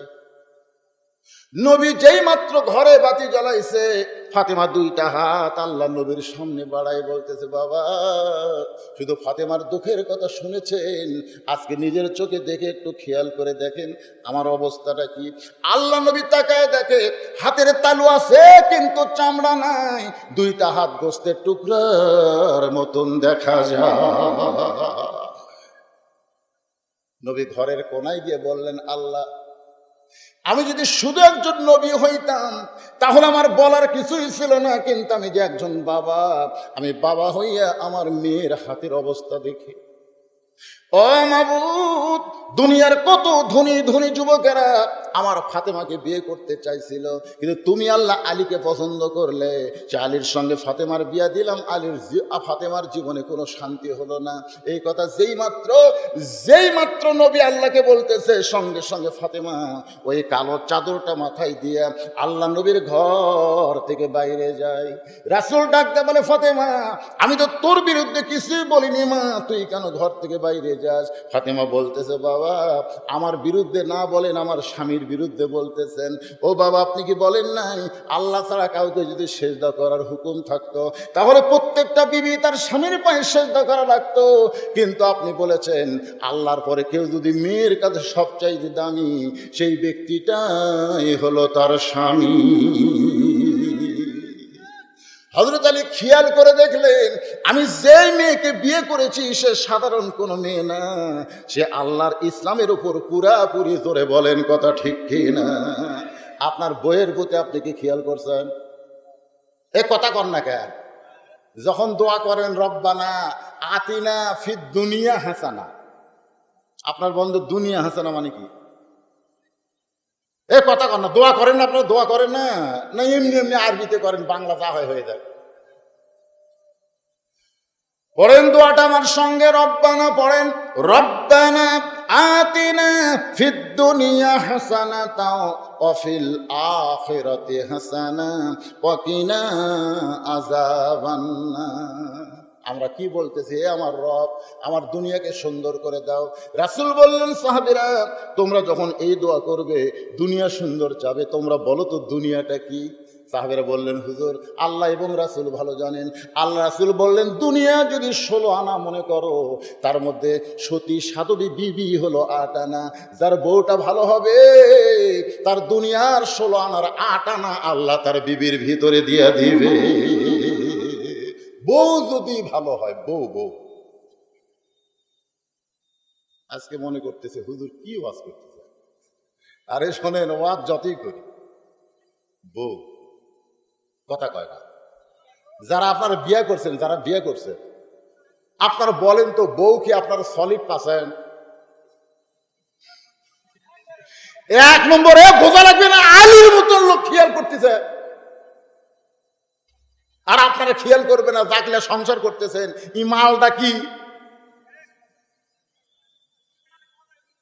কওয়া যাবে না কি কয়? আপনি বউ যদি ভালো না হন, আপনি যতই নামাজ পড়েন কাম হবে না। একজন আল্লাহর ওলি পানিতে যায় নামাজ বিছায় নামাজ পড়ে। একদিন বইয়ের কাছে গল্প করতেছে, আমাকে আল্লাহ এত বুজুর্গি দিছে, যায় নামাজ পানিতে দিছে, যায় নামাজ নৌকা হয়, সেখানে দাঁড়িয়ে নামাজ পড়ে। ও বলতেছে ওটা তোমার বুজুর্গি না, এটা আমার বুজুর্গি। স্বামী কয়, কি রে 40 বছরে তাহাজ্জুদে নামাজ পড়ি। ঠিক আছে, আগামীকাল পড়ো। পরদিন বউ পায়খানা করছে, কিন্তু ঢিলা কুলুপ লাইনি, খালি পানি খরচ করে আসে, ওই হাত দিয়ে রুটি বানিয়ে স্বামীকে দিয়েছে।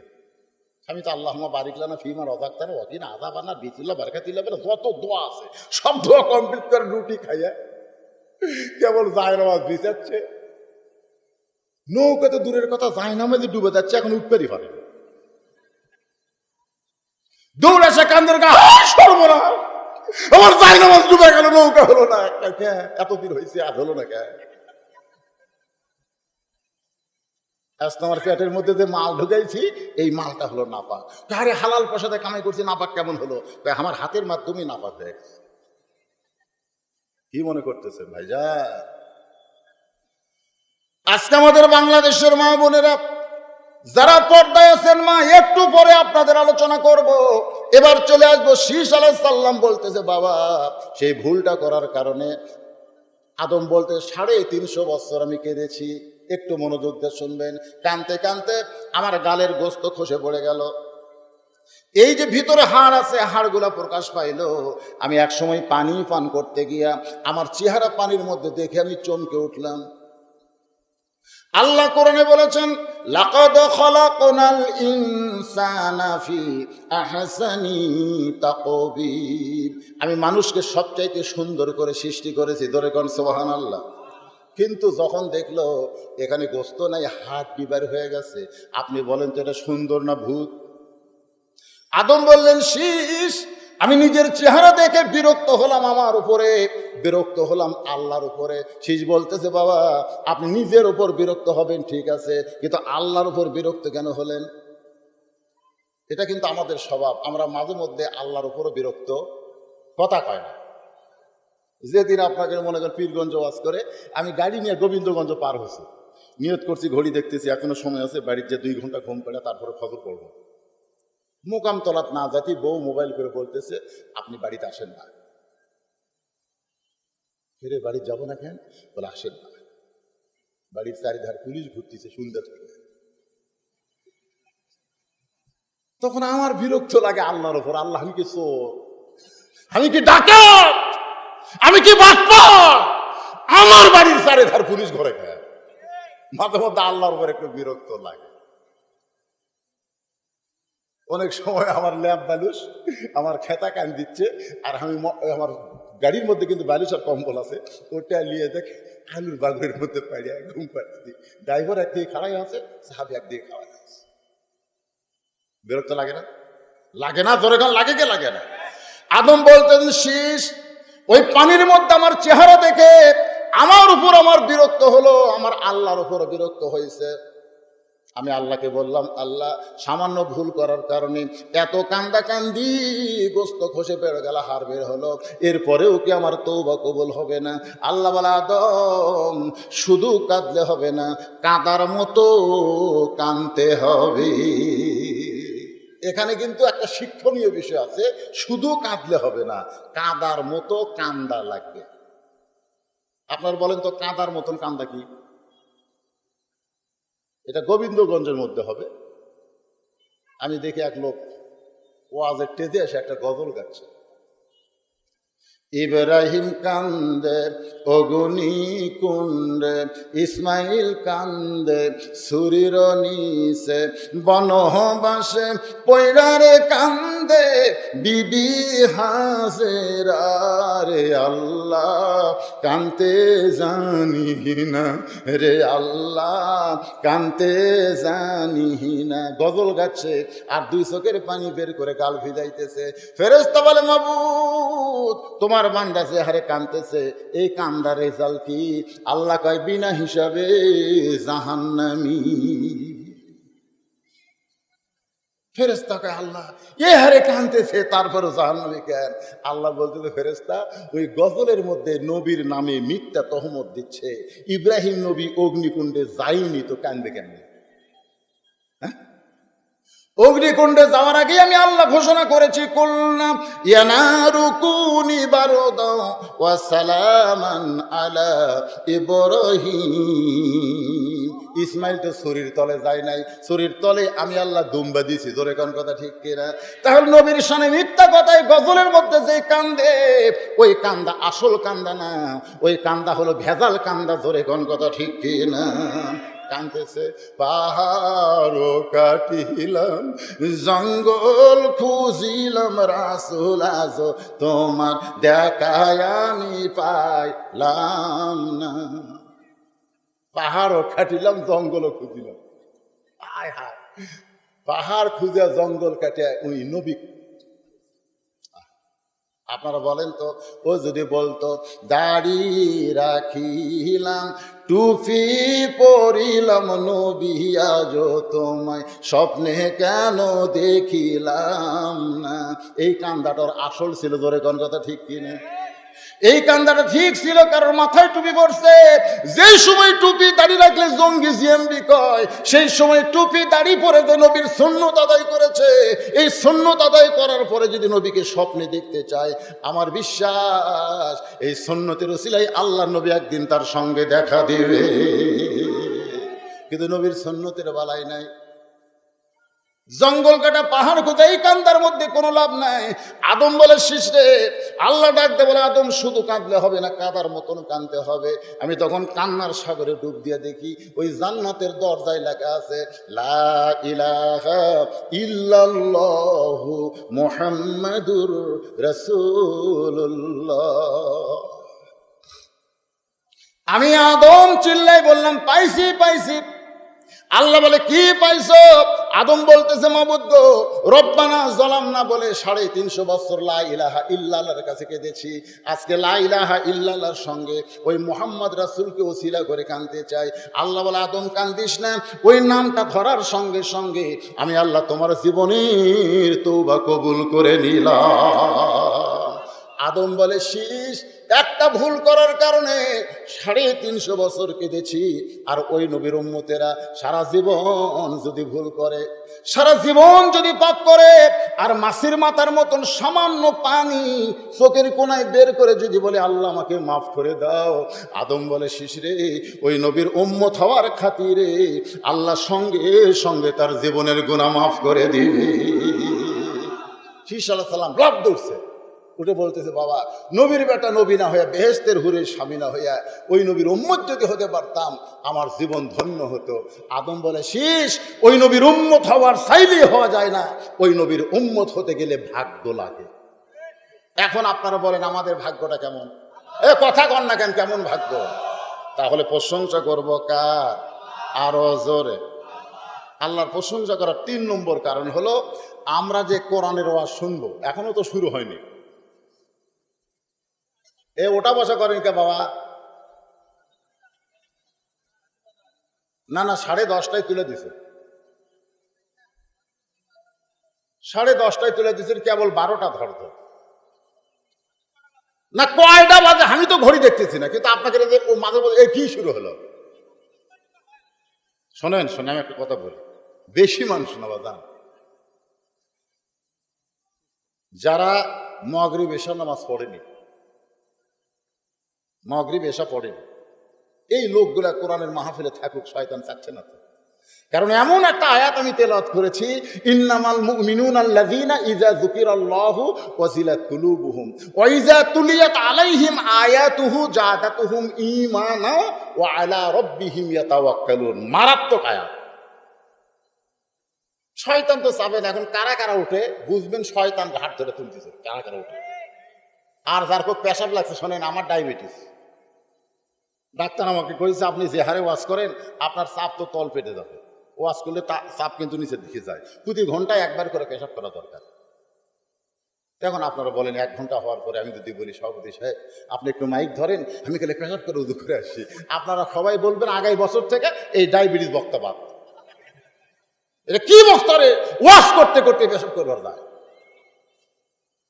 তো বক্তা যদি পেশাব লাগার পরেও ওয়াজ বাদ দিয়ে পেশাব করবার না যায়, আপনারা এমন কি হলেন ভাই? ওয়াজ শুনতে শুনতে না গেলে চলবে না? পেশাব লাগছে, এই কোরআনের দিকে খেয়াল করেন, কোরআনের খেয়ালে বলেন আল্লাহ তোমার কোরআনের আয়াত দিয়ে এখন তাফসির শুরু হবে, এই তাফসির যতক্ষণ চলবে আমি পেশাব করবার যাব না। এই কোরআনের ওসিলায় খালি পেশাব না, পেশাব জাতীয় যত ব্যারাম আল্লাহ সব ভালো করে দিবে। আল্লাহ পারে কি পারে না? আল্লাহ বলেছেন ওয়ানুনাজ্জিলু মিনাল কুরআনি মা হুয়া শিফাউ ওয়া রাহমাতুল লিল মুমিনিন। আমি যেই বলবো সব সমস্যার সমাধান, আপনার বলবেন দিতে পারে আল কোরআন। সব সমস্যার সমাধান আমাদের কাহালুর খবর জানেন না, 2 মেয়ে মানুষ ঝগড়া করলে এর চাইতে জোরে শোনা যায়। হাই রে মেয়ে মানুষের গলা ভাই, আর এতগুলা মরদ। এমন কোরআনের পক্ষে স্লোগান দেওয়া লাগবে রাত 12টা যেন 10টা হয়ে যায়। কেমন আল্লাহ পারে না? জোরে গান পারে কি পারে না? গলা খাকারে সব সমস্যার সমাধান আল কোরআনের আলো, সংসদে জালো। এই ঘরে ঘরে যদি আপনার কিয়ামত পর্যন্ত স্লোগান দেন, বাংলাদেশে কোরআনের ওয়াজ হবে কিন্তু কোরআনের সমাজ হবে না। আমরা সংসদেরটা দিয়ে দেবো, আমাকে নাতি পুতরা যখন আসবে দেখবে বাংলাদেশ কোরআন দিয়ে চলতেছে। সংসদ বোঝেন আপনারা? বোঝে? ঢাকা ওয়াসা কোম্পানি ট্যাঙ্কি বানাচ্ছে, ট্যাঙ্কি 2 কোটি লিটার পানি আটে ওই ট্যাঙ্কির মধ্যে, 2 কোটি লিটার। ওই ট্যাঙ্কির পানি পাইপের মাধ্যমে প্রত্যেকটা বাসায় সাপ্লাই দেয়। ট্যাঙ্কির নিচে 12টা ডিপ টিউবওয়েল বসানো আছে, অনবরত পানি উঠতেছে, আর সেই পানি আবার কি হচ্ছে, সমস্ত বাসায় সাপ্লাই হচ্ছে। কিন্তু একদিন গভীর রাত্রে ওই টাঙ্কির ছাপনা খুলে একটা মরা মহিষ ঢুকে দিয়েছে। দেশীয় শয়তান বিদেশি শত্রু দুইজন ষড়যন্ত্র করে টাঙ্কিটা নাপাক করার জন্য একটা মরা মোষ ফেলে দিয়েছে। ওই মোষটা আস্তে আস্তে ফুলিয়া পুষিয়া গলে ওই পানির মধ্যে মিশ্রিত হয়ে সকলের বাসার চলে যাচ্ছে। বাসার লোকেরা গিলাসে পানি নিয়ে বলতেছে আসাকাহুম রব্বুহুম শারাবান তাহুরা। আপনারা বলেন তো পানি পাক না নাপাক? আপনি ঘরের মধ্যে যতই কোরআন পড়ে পানি পান করেন, পানি নাপাক হবে, কারণ যেখান থেকে পানি সাপ্লাই হচ্ছে ওই জায়গাটা পাক যদি না থাকে। আজকে বাংলাদেশের টাঙ্কির নাম হলো সংসদ। টাঙ্কির নাম কি? জোরে কোন টাঙ্কির নাম কি? টাঙ্কি নাপাক দিয়ে আপনি ঘরে ঘরে কোরআন চালাবি, স্লোগান দেন, আজ না হোক 50 বছর পর আল্লাহ কবুল করবে। জোরে কোন কথা ঠিক কিনা? কারণ এই কথাগুলো তো সব বাতাসের মধ্যে ভাসতে থাকবে, ঠিক কিনা বলেন? তাহলে জায়গা মতো দেন। প্রধানমন্ত্রীর শ্বশুরের বাড়ি কোন জায়গা? আরো জোরে। পীরগঞ্জ মানে পীরের এরিয়া, পীরের এলাকা। পীরগঞ্জ মানে পীর।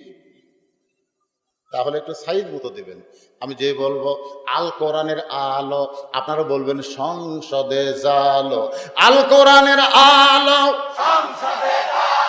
কোরআন হাদিস যেখানে,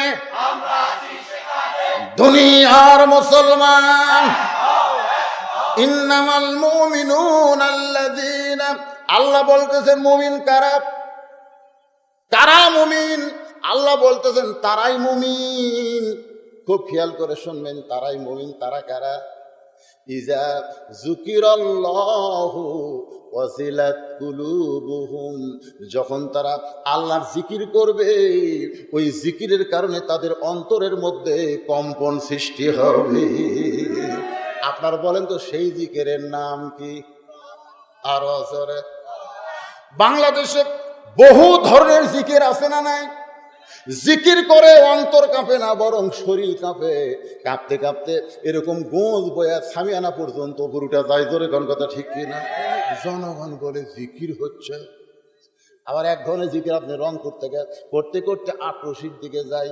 আমার দয়াল বাবার দরবারেতে কেউ ফিরে না, এরকম জিকির হয় না? আপনাকে রংপুর হয় না? আমার দয়াল বাবার তো ফিরে না খালি হাতে।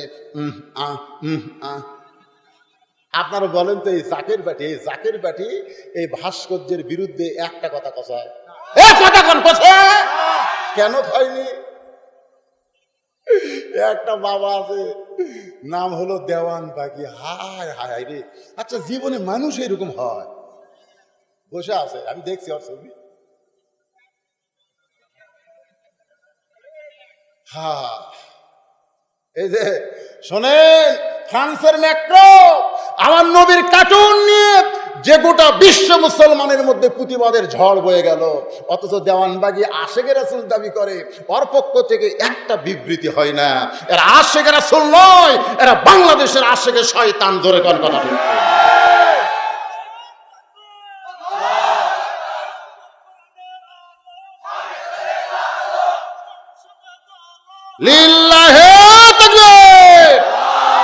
আপনারা বলেন তো আল্লাহ রাসূল কি কোনো দলের?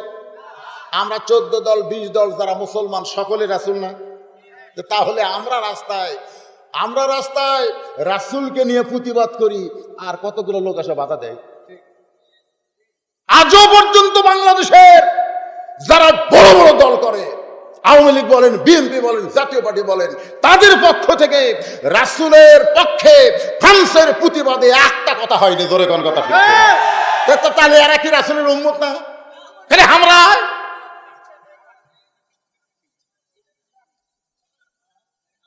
আমাদের প্রধানমন্ত্রীর পক্ষ থেকে বলা দরকার ছিল যে ফ্রান্সের পণ্য বাংলাদেশে বয়কট করা হলো। ধরে কোন কথা ঠিক কিনা?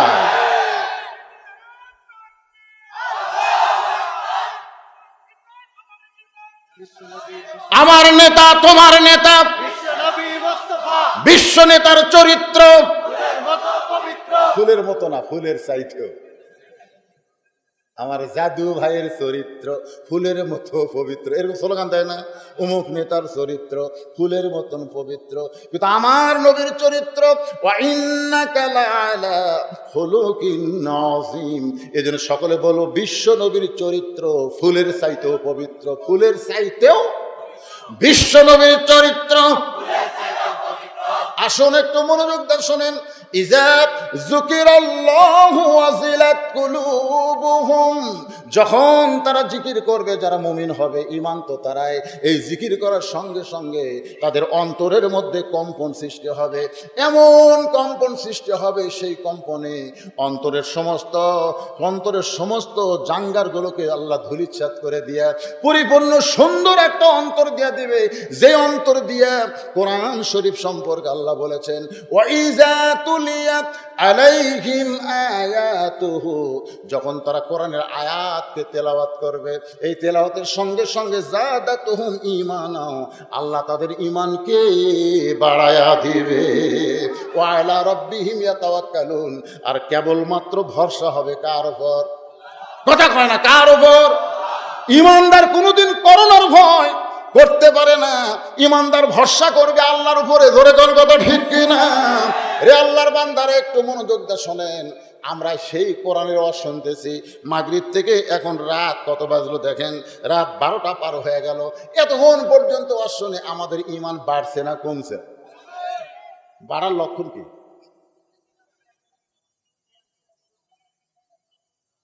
ঈমান বাড়ার লক্ষণ হলো এখানে 100টা কোরআন শরীফ বিক্রি হবে। 100টা কোরআন শরীফ বিক্রি হবে। যারকে ঈমান বাড়েছে মাত্র 200 টাকা করে দাম দেওয়া হবে। এক দৌড়ে সে 200 টাকা কোরআনের জন্য দিবে।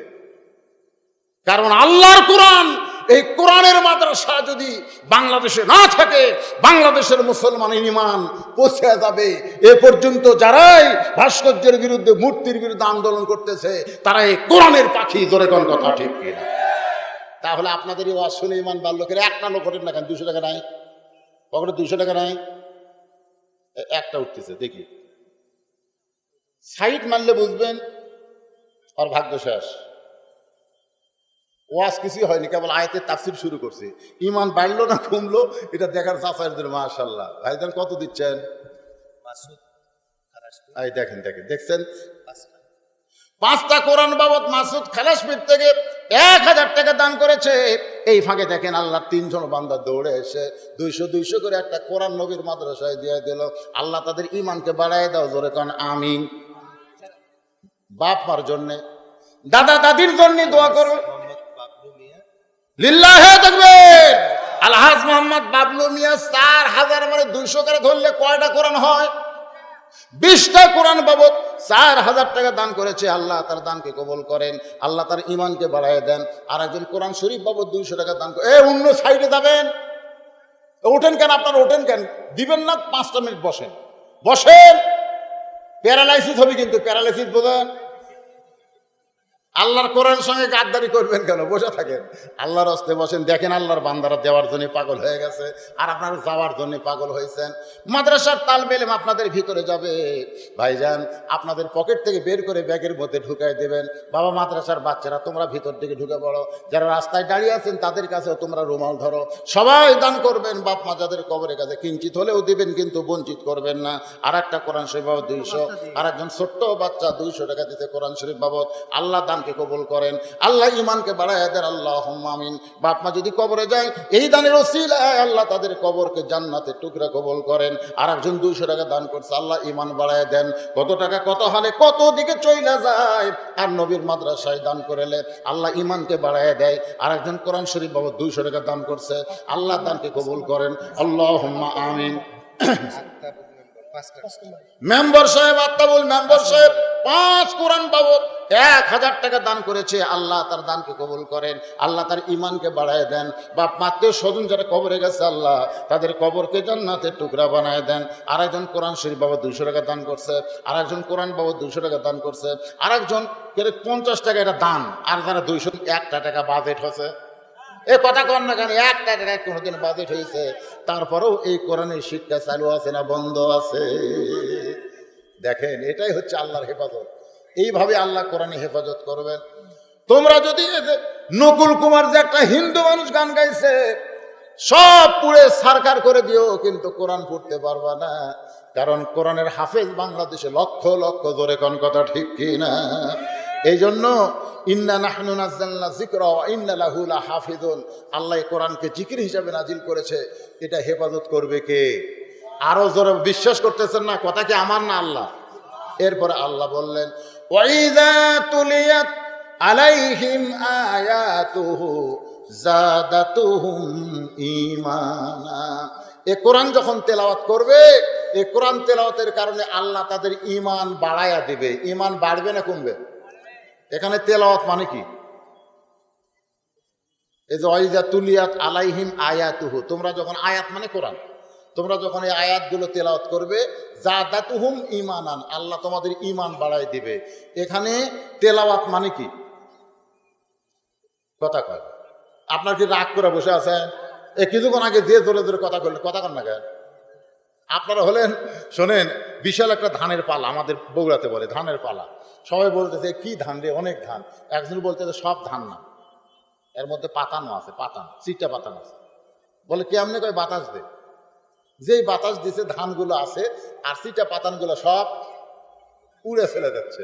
তো যখন আদায় শুরু হয়েছে, আদায় শুরু হওয়ার সাথে এই চিটা পাতান যারা সব উড়ে গেছে, কিন্তু ওই যে দানাদার ধান যেগুলো, সেগুলো সব কিন্তু আছে, আছে না নাই? তা আপনারা হলেন দানাদার ধানের মতন, চিটা পাতান গেছে যাক, তা আপনারা তো আছেন, কথা কন না কেন? এখানে তেলাওয়াত মানে কি? অনেক হাসান আলী ফলিয়া এক টেম্পু খড়ি এ মাদ্রাসায় দান করবে, আল্লাহ তার দানকে কবুল করেন, জোরে কোন আমিন। এখানে তেলাওয়াত মানে পড়া না। সাহাবীরা প্রশ্ন করলে ইয়া রাসূলুল্লাহ, ঈমান কি? ঈমান, আল্লাহ রাসূল বললেন লা ইলাহা ইল্লাল্লাহ মুহাম্মদ রাসূলুল্লাহ, তা কিন্তু বলে নাই। আল্লাহ রাসূল বললেন ইকরার বিল লিসান, তাসদিক বিল জানান, আমল বিল আরকান, এরই নাম হলো ঈমান। তাহলে কি বুঝলেন? আলহাজ সফিরউদ্দিন 500 টাকা দান করছে, আল্লাহ কবুল করে, আল্লাহুম্মা আমিন। আপনারা যা দিবেন এখন দেন, দিয়ে দেন, এর বলা লাগবে না। আপনারা দিয়ে দেন, লিখিত দেন, আপনি বলার আগে আল্লাহর দরবারে কবুল হবে, জোরে কর কথা ঠিক কিনা? অনেকে মনে করে আমার নাম হুজুর কইলো না, এটা মানে কবুল হলো না, তা কিন্তু না। প্রকাশ্যে দানের চাইতে গোপন দান বেশি ভালো। এই মসজিদ যিনি করে দিছে, এই মাদ্রাসার ঘর করে দিছে, উনি কি প্রকাশ্যে দান করছে? এ কথা কন না কেন? প্রকাশ্যে দান করছে। বাংলাদেশের যত বড় বড় জিনিস হয়েছে সব গোপন দানের কারণে হয়েছে। প্রকাশ্যে তো সামান্য কয় টাকা, গোপন দান অত্যন্ত ভালো। তো যাই হোক, এখানে আব্দুল লতিফ হাজি 200 টাকা, আবার 20 কেজি ধান করছে, দান আল্লাহ কবুল করেন। শাহাদত দুকুরান বাবা 200 টাকা দান করছে, আল্লাহ কবুল করেন। এগুলো বলেন না, আপনি ধরে নেন। তাহলে কি বুঝলেন? তেলাওয়াত মানে কোরআন পড়া না। কারণ কোরআন পড়লেই যদি ঈমান বাড়তো, তাহলে গিরিশচন্দ্র হিন্দু হয়ে মরতো না। কারণ সর্বপ্রথম কোরআনের বাংলা অনুবাদ করছে, নাম হলো গিরিশচন্দ্র সেন। তার মানে বোঝা গেল, যিনি কোরআনের বাংলা অনুবাদ করতে পারে, তিনি কোরআন পড়তেও পারে। গিরিশচন্দ্র সেন কোরআন পড়লো, কোরআন বুঝলো, এরপরেও রাম রাম করে মারা গেল। এখান থেকে বোঝা গেল কোরআন পড়লে ঈমান বাড়ে। কথা কয় না কেন? আমার এক দাদা ছিল, তার কামই হলো মানুষ মরলে কোরআন খতম দেওয়া। আমি ছোটবেলায় দেখছি, কেউ মরলি আমার দাদা তার জন্য কোরআন খতম দেয়। যখন কোরআন খতম হয় তখন ওই দোয়া করে, আল্লাহ আমি উমুকের নামে কোরআন খতম দিলাম, যা সব হয় তার আমল নামে দিয়ে দাও। এই দোয়া আমার দাদা করে। আমি আমার দাদাকে বললাম, দাদা আপনি যে কোরআন শরীফ পড়ে অমুকের নামে দোয়া করলেন, এটা কি আল্লাহ কবুল করবে? আমার দাদা বলতেছে, কেন করবে না? আমি বললাম, শোনেন, আল্লাহ রাসূল বলেছেন যে ব্যক্তি কোরআন পড়বে, কোরআন পড়ার কারণে প্রতি অক্ষরে 10টা করে নেকি আল্লাহ তাকে দেবে, যে পড়বে তাকে দেবে। তো একই নেকি আল্লাহ কয়বার দেয়? কথা কন না কেন? তাহলে আপনি যখন কোরআন পড়েছেন, পড়াও সারা, আপনাকে নেকি দেওয়াও সারা। কারণ আপনার দুই কান্দের দুই ফেরেশতার কামই হলো খালি লেখা। ধরে কোন কথা ঠিক কিনা? আলিফ 10 লেখা পড়ছে, লাম 10 লেখা পড়ছে, মিম 10 লেখা পড়ছে। তাহলে আপনি আলিফ লাম মিম করার সাথে সাথে আপনার কান্দতে 30 নেকি দিল। তাহলে আপনি আবার উমুককে কেমনে দিলেন? তখন বলতে যে ভাই কথা তো তাই। আমি বললাম দাদা, এটা হলো চরম সিটারি। কারণ কোরআন এমন একটা শিক্ষা, এটা কোনো একজনের জন্য না, সকল মুসলমানের জন্য কোরআন শিক্ষা করা ফরজে আইন। ধরে কোন কথা ঠিক কিনা? সকলের জন্য। আমি কোরআন পড়ে আপনার জন্য সওয়াব পৌঁছায় দিব, এটা কখনোই সম্ভব না ভাই। আজহার আর সুলেমান 500 আর আয়শা নামে আমার একজন মা 1000 টাকা দান করেছে। আল্লাহ দান কবুল করেন। লিল্লাহে তাকবীর। আলহাজ শফির উদ্দিন 500 ইট মাদ্রাসায় মসজিদে দান করলো। আল্লাহ তার দানকে কবুল করেন। জোরে কোন আমিন। হ্যাঁ, এরকম যারা দিবেন এখানে লিখে দেন। তাহলে কি বলতেছিলাম? তেলাওয়াত মানে কোরআন পড়া শুধু নয়, তেলাওয়াত শব্দের অর্থ হলো কোরআন পড়ো, কোরআন বোঝো, কোরআন মোতাবেক নিজের জীবন যখন গঠন করবে, জাদাতুহুম ঈমানান, আল্লাহ তখন তোমার ঈমান বাড়ায়া দিবে।